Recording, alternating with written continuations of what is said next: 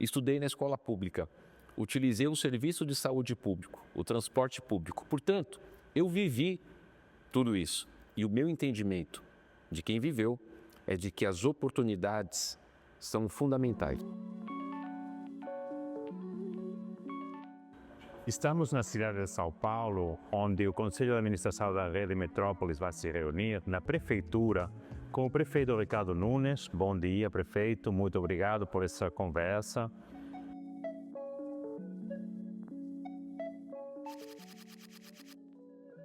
Prefeito, quais são os maiores desafios que a cidade de São Paulo está a enfrentar neste momento?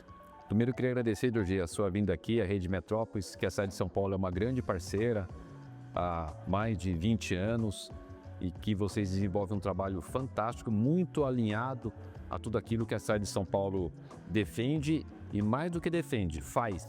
Nós temos hoje um alinhamento muito forte com relação à questão de sustentabilidade, meio ambiente, a questão das mudanças climáticas e é darmos continuidade nesse processo. Por exemplo, a questão do programa habitacional. Nós estamos fazendo o maior programa habitacional da história da cidade. Com isso, a gente atinge várias situações. Evidentemente, o déficit habitacional. Mas também, junto a isso, a gente consegue tirar pessoas que estão em área de risco para poderem ter uma moradia digna. As pessoas que estão vivendo em condições não salubres para poder ter uma habitação digna. Nós podemos ter habitação com agora um planejamento mais próximo dos nossos eixos. O que nós chamamos de eixos aqui na cidade, no nosso plano diretor, são os locais onde tem transporte coletivo e, portanto, o emprego. Ter habitação mais próximo do transporte.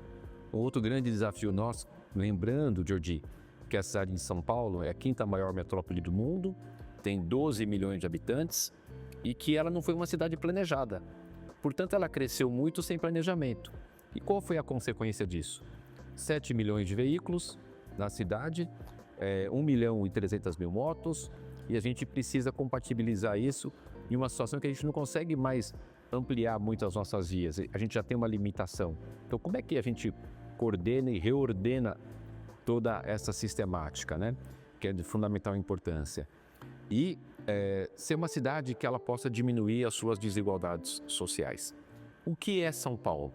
São Paulo é uma cidade que tem duas cidades dentro de uma. Uma cidade muito rica, da Paulista, da Faria Lima, quinto maior orçamento do país, terceiro maior orçamento do país, quinta maior metrópole do mundo, mas é uma cidade que também tem uma outra cidade, que é uma cidade que ainda a gente tem muitas situações que precisam ser corrigidas. Pessoas que ainda moram, já avançou bastante, ainda tem muita coisa para fazer, que ainda moram em condições não ideais, né?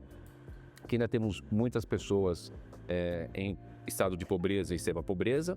E o nosso grande desafio, o que a gente acredita muito, é de que a oportunidade de emprego e renda é que vai fazer com que a gente tenha a melhor ferramenta para diminuir a desigualdade social. Portanto, o nosso grande desejo é dar continuidade a um conjunto de ações que a gente já vem desenvolvendo para poder ter uma cidade mais sustentável, mais justa do ponto de vista social, ambiental e urbanística.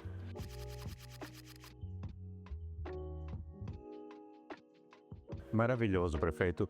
E agora vamos falar naquelas duas São Paulo, aquelas duas cidades.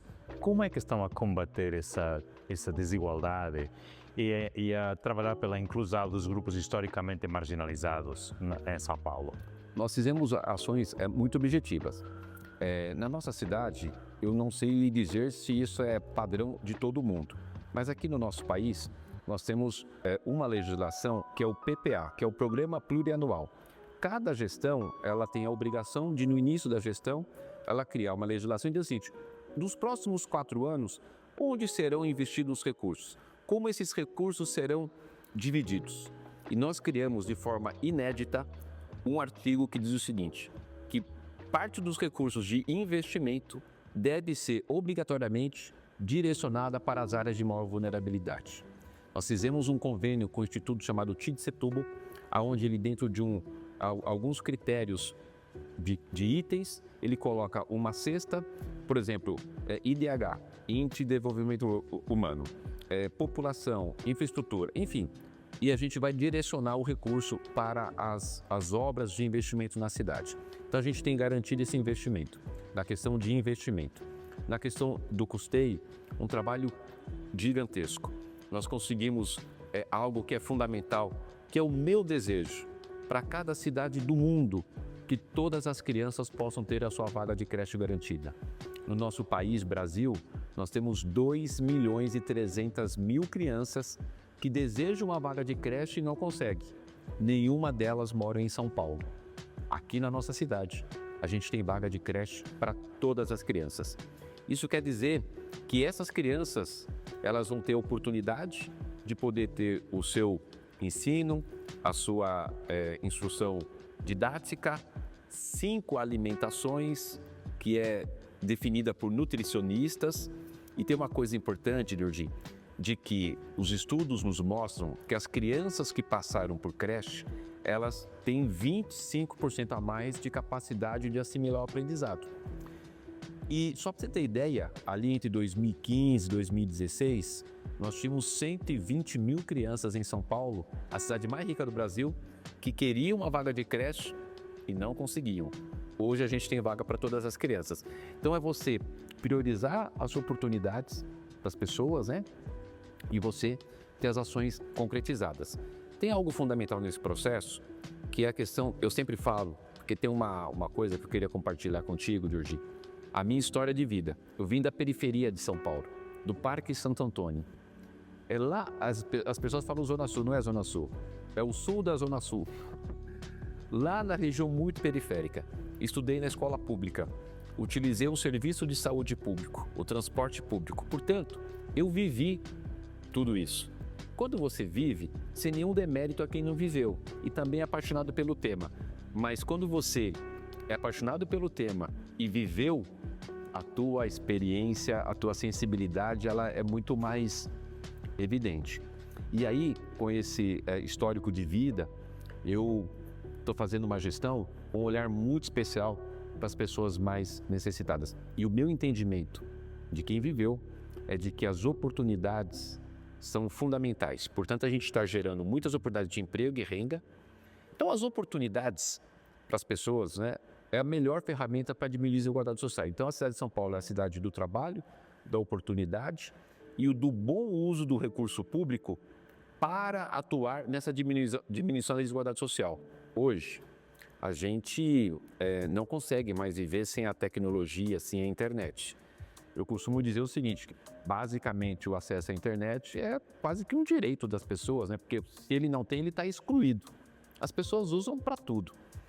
Nós distribuímos para os nossos alunos da rede municipal 506.000 tablets, mais de 500 mil de tablets com conteúdo pedagógico, com chip de acesso à internet, aonde nesse material ele tem esse conteúdo pedagógico para uso na sala de aula e para uso fora da sala de aula. Então a gente está levando a tecnologia para as pessoas poderem utilizar e a gente vai melhorar a nossa performance do aprendizado.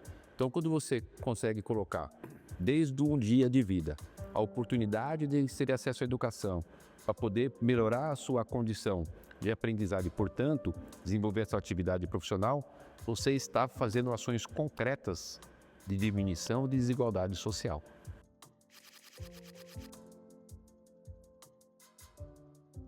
Vamos voltar para aqueles 6 milhões de carros, 1.300.000 motos. Quais são os desafios de mobilidade, sobretudo uma mobilidade sustentável, para essa megacidade, essa maior metrópole do Hemisfério Sul? Olha, Jordi, o desafio é muito grande. São 7 milhões de carros por dia, 1.300.000 motos, mais de 12 mil ônibus, e a gente precisa avançar num modal que é o metrô, transporte de superfície. Por quê? Como eu te disse, é uma cidade de 12 milhões de habitantes que foi feita sem a oportunidade de um planejamento. E aí, nós temos hoje na cidade de São Paulo 102 quilômetros de metrô. O governador do estado de São Paulo, o governador Tarcísio, tem investido bastante na ampliação das linhas. Hoje estão em obras 36 quilômetros de metrô. Então a gente vai ter nos próximos anos, quando a gente for entregando esses metrôs, uma melhor condição de uso do transporte coletivo. Qual que é o nosso grande desafio? É incentivar o transporte coletivo e desincentivar o transporte individual. Como é que a gente está fazendo objetivamente para incentivar o transporte coletivo? Eu estou no 4º ano consecutivo sem aumentar o valor da tarifa de ônibus. Nós estamos ampliando os corredores para o ônibus mais rápido, as faixas exclusivas, ampliando a nossa rede cicloviária. Criamos agora o transporte hidroviário. Naquela região do Grajaú, é a região mais populosa hoje de São Paulo, as pessoas saem do Grajaú e de ônibus gastam mais de 1 hora, dependendo do horário. Com esse transporte por barcos, eles vão pela represa em 17 minutos. Então, eles estão ganhando tempo, melhora a qualidade de vida, usando na cidade um patrimônio ambiental da cidade, portanto, você cria mais carinho e amor e cuida, né? E essas ações que a gente está desenvolvendo são fundamentais. Melhora do transporte, ampliação da rede de metrô e de trem, e uma ação conjunta que essa demanda um pouco mais de tempo, que é a revisão do nosso plano diretor, aonde indica, Jordi, para que a gente tenha habitação mais próximo do emprego, mais próximo dos eixos, e assim as pessoas não vão ter que se locomover tanto do trabalho para a residência, e a gente consegue ajustar e melhorar a questão da mobilidade na cidade. Muito obrigado, prefeito. Obrigado também por ter recebido aqui a Rede Metrópolis, o nosso Conselho de Administração, nessa cidade maravilhosa de São Paulo. Agradeço, Diego. Um abraço, prazer estar aqui com vocês.